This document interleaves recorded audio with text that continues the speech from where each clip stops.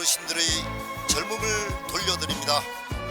낭만과 추억의 그 시절 추억의 쇼에 여러분을 초대합니다.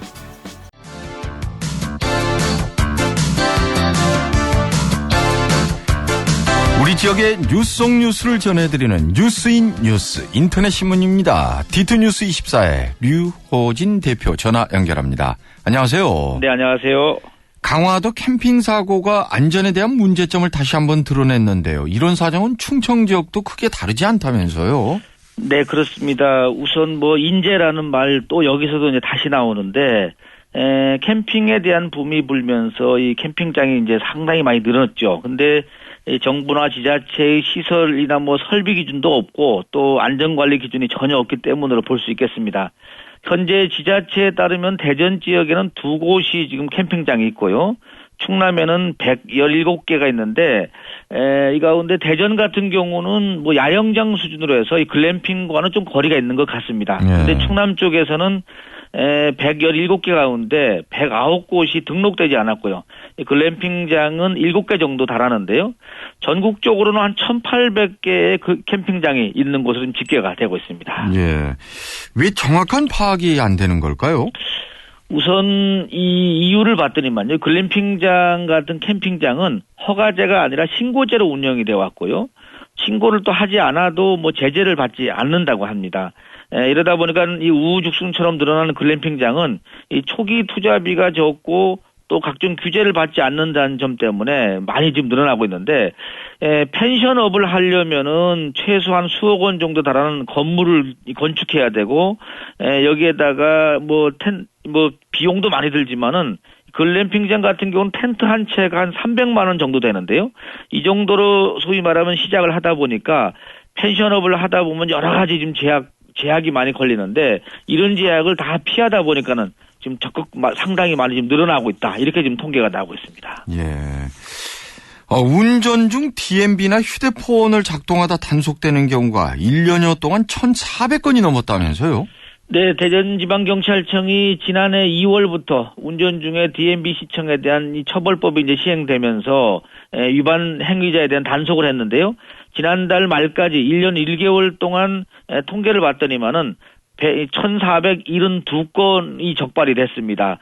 운전 중에 DMB를 시청하거나 스마트폰을 조작하다 이제 적발된 경우인데, 사실 아시다시피 이륜차 같은 경우는 4만 원, 승용차는 6만 원, 승합차는 7만 원 범칙금이 부과되고요. 별점이 15점이 부과되고 3번 이상 적발 시에는 면허가 취소된다고 합니다. 예. 그렇지만 DMB 시청에 대한 단속은 사실상 쉽지 않은 것 같은데요. 네, 그렇습니다. 사실 이 단속 실적 건수로는 상당히 어느 정도 성과를 거뒀다 이렇게 볼 수가 있는데, 내용을 보니까는요, 휴대전화 사용 단속 건수가 1,240건이고, DMB 시청 단속 건수가 한 230건 정도 되는데요. 한 84%가 휴대폰으로 지금 적발이 되고 있는데, 이것은 아무래도 이 단속 측면에서 DMB가 휴대전화보다 단속하기 어렵다, 이런 걸 좀 단적으로 보여주는 것 같습니다. 네. 유 기자께서도 지금도 버스나 택시 자주 타시죠? 네, 그렇습니다. 택시 타면 가끔 가다 보면 택시 기사님들도 버젓이 그냥 DMB 시청하시는 분들도 꽤 계시고요. 어떤 차량들은 일단 이 주행 모드로 가면은 DMB가 꺼지게끔 이렇게 장치된 차량들도 요즘 있는. 그런 차량들 많이 있습니다. 네. 안전을 위해서 지킬 건 꼭 지켰으면 하고요. 충남 논산에 병영 테마파크가 조성된다면서요? 네, 그렇습니다. 이 훈련소가 있는 논산은 국방도시라고도 할 수 있는데요. 이 병영 문화를 이 콘텐츠화한 레저 스포츠 체험장이 들었을 것 같습니다. 논산시가 71억 원 정도를 들여서 논산 훈련소하고 인접한 연무읍에다가요, 밀리터리 파크를 오는 11월 준공 목표로 이 공사가 진행 중인데, 여기에는 이 디지털 서바이벌 전투 체험장을 비롯해서 훈련병들 면회객과 어떤 쉼터, 또 풋살 경기장, 문화공연장 등의 시설에 들어설 예정이라고 합니다. 이 시설이 마무리되면은 논산 훈련소를 찾는 연간 한 130만 명의 어떤 가족과 훈련병들, 또 이 서바이벌 게임을 즐기는 동호인들이 많이 찾지 않겠는가 이렇게 기대가 되고 있습니다. 그리고 충청권에서는 처음으로 대전 유성구가 생활임금제 조례를 제정했네요. 네, 이 생활임금제라는 것은요, 이 최저임금보다 다소 좀 높은 수준인데, 저소득 근로자들이 주거나 교육 또 문화생활을 하면서 최소한의 어떤 인간다운 삶을 유지할 수 있는 이런 수준의 임금을 의미하는데요. 이 조례는 이 대전 충청권에서는 처음으로 제정이 됐다고 합니다. 유성구는 올해 생활임금으로 6,290원을 지금 밝혔는데요. 지금 최저임금이 5,580원이니까 이거보다 한 710원 정도가 많은 수준에서 결정이 됐습니다. 이 생활임금은 어떻게 정해지는지 그리고 어떤 분들에게 적용이 되는지 소개를 좀 해 주시죠. 네, 우선 내년부터 이 생활임금위원회가 이제 구성이 돼서요. 여기에서 그해 최저임금과 또 물가 수준, 또 근로자의 생계비, 또 어떤 유사 근로자의 임금 이런 걸 고려해서 정하기로 했는데 우선 유성구는 적용 대상을 구청 소속의 이 저임금 근로자 480명에게 우선 적용을 한다고 합니다. 교통 관련 소식 가운데 도안대로 관련 소식이 있는데 대전 도안대로의 2018년 개통 어렵겠다라는 보도가 나왔습니다. 네, 사실 2018년 목표로 지금 추진을 하고 있지만 개통 시기가 늦어질 것 같다는 보도가 나오는 것이 도안 갑천지구의 그 친수구역을 하면서 갑천 좌안도로를 폐지를 했거든요. 이렇게 되다 보니까 출퇴근 시간대 좀 극심한 정체를 빚는 것이 더 악화될 것 같은데 따라서 이 도안 동로뿐만 아니라 이 도안대로가 좀 빨리 확장이 돼야 되는데 이 부분이 좀 늦어질 것 같다는 소식이 지금 나오고 있습니다. 예, 사업비 확보가 문제라고 하는데 어느 정도나 들어갑니까? 대략 지금 도안대로가 지금 뭐 아시다시피 서구 관저동에서 유성 복명동까지 총 연장이 한 6km인데요.